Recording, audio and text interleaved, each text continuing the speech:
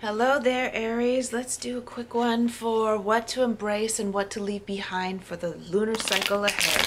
New moon in Aquarius is coming up on the 11th of February. That's tomorrow for me. I don't know when you're going to end up watching this. Okay? But these messages can go anytime that you run into them. So just go with it. Go with it. You resonated with the title? It's for you. Aries, what to embrace, what to leave behind. I wanted this one, what to embrace. We got the Wheel of Fortune. It's saying the tide can turn at any time. Everything can change at a moment. All it takes is just a change of vibration, and the whole course of your future can change. And it only takes a tiny, tiny, subtle, itty bitty little change, even in your thoughts today. 10 years from now, the whole paradigm, the whole trajectory of your life can be completely different than it would have been otherwise. You really never know. It's like the sliding doors, the sliding doors thing. Embrace that anything can change however you would like it. So you're thinking, there's all these things that I would like. No. There's all these things that I want. I don't know how to get to it. Why am I still stuck in this rut, in the place where I'm at? It's been that way forever. I've tried and tried and tried. All it takes is a little paradigm shift. Right here, everything switches. I had this switcheroo that happened to me yesterday where I was stuck in this mental, like, grief-stricken rut about something that's been really bothering me on my mind. And one thought came in and it changed everything.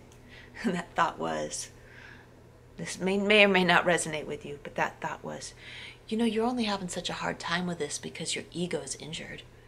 And it was like, oh, I totally saw myself from the outside, and it just everything totally shifted within me. The vibration went clunk, and I was done. I was done being upset. Whoa.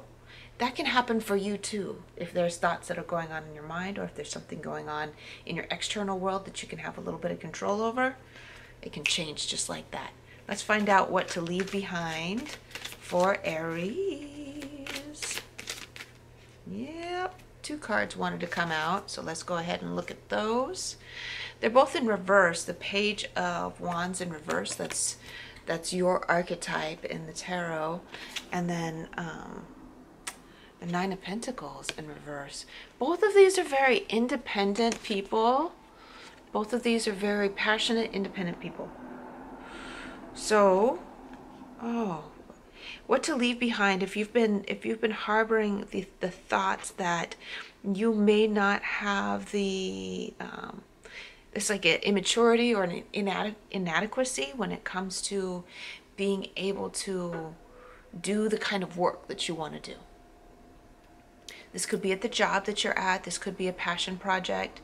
But it's like feeling inadequate, feeling too young, not feeling ready. And I feel like that dovetails with that 10 of, I'm sorry, I keep wanting to call it the 10 of circles. But it's a Wheel of Fortune. And it's the number 10. I've been doing this for years. I still want to call it the 10 of something. Anyway, it dovetails with that. Like, as soon as you click from being the learner, from being the Padawan to being the master, it's all in here. From I'm getting ready to do this thing to I am doing this thing, it's just here, right? I someday will be this person to I am that person. It's right there. So it's just a matter of like switching the way that you think, and the whole flow changes to exactly being what you want. So when you're thinking ahead about who you want to be, and I see you as being this mature, especially for feminines, but it could be masculine too, looking this young person, this like apprentice or Padawan is like looking at who they want to be eventually. And they're like, ooh, someday I'll be like that. When I'm like that I will be happy. When I'm like this, I will be I will have it, I will have had it made. Instead of being like in this position of not being there yet, of desiring something and not being there yet, when I get there someday, you got to be there. You got to be that person. And know that, here's a funny thing, know that you are always, even when you are a master, you're still learning. Even when you have something down, even when everyone else looks at you like you're a success, like you know what you're doing, you're never going to stop learning. You have to continue to grow and develop. So you might as well consider yourself to be a master now, and know that you will always kind of be an apprentice of the universe. There's always new skills, new crafts to pick up.